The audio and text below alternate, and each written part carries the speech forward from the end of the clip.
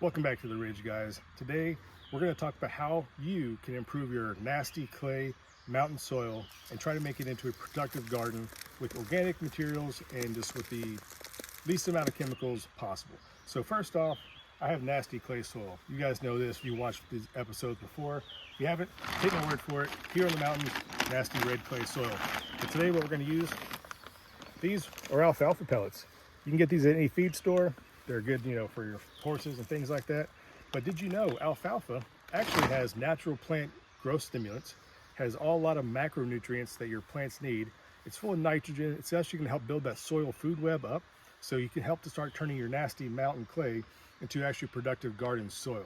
So looking over here at the plants I got so far, you can tell some of these plants, like these row of tomatoes here, are actually doing quite well. And if you look to the left here, this row of peppers, not so much. So I have been doing my best to keep this project going. But if you look behind you, this is where it's really going to show how bad and how nutrient depleted the soil is, especially in nitrogen, and how you can tell if your soil needs an extra boost of nitrogen as well. So let's look at these pumpkins right over here. So look here, guys. See how yellow or chlorotic these leaves are on these plants? There's pumpkins here as well. Now, pumpkins need a high amount of nitrogen and organic matter. Anyone who's ever grown pumpkin or thrown one out knows that if you have a compost pile, pumpkins are going to flourish. They're going to grow on their own. You don't even have to plant them in the springtime. They're just going to grow. Now, this is a new area I just dug up. You've watched that. If you haven't, there's a video we're talking about that, doing just that. But this soil here is not great, guys. It's not. It needs a lot of nitrogen, and that's where the alfalfa pellets are going to come in handy. I'm just going to put a nice heavy layer of alfalfa all over this area here.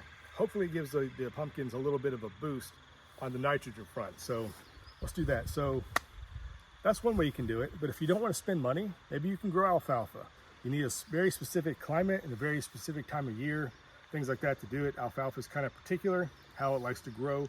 So if you want to grow your own alfalfa, you'd have an absolute abundant top dressing. We use just grass clippings here from the hillside to kind of help as a mulch. But the grass clippings themselves, that's another thing. Grass clippings will break down. Not only do they act as a nice mulch, but they also have nitrogen. Grass clippings are a green material for your composting, and they are going to do fantastic as far as helping at least build that soil food web. So if we brush some of this apart, look over here.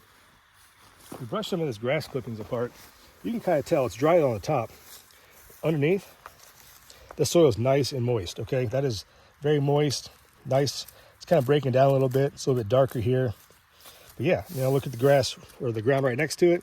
This is dried out, hard clay. So grass clippings are yet another way for you to help lighten up your clay soil, to help give a little bit of nutrients, a little nutrition to your plants. So that's just that. So let's go ahead and talk about some other ways here in a second. Also, don't be afraid to add it on thick. This is alfalfa. This is not some kind of triple 10 or some kind of chemical fertilizer that's going to burn your plants up. At the very least, maybe you'll attract some deer, come eat the alfalfa. I don't know.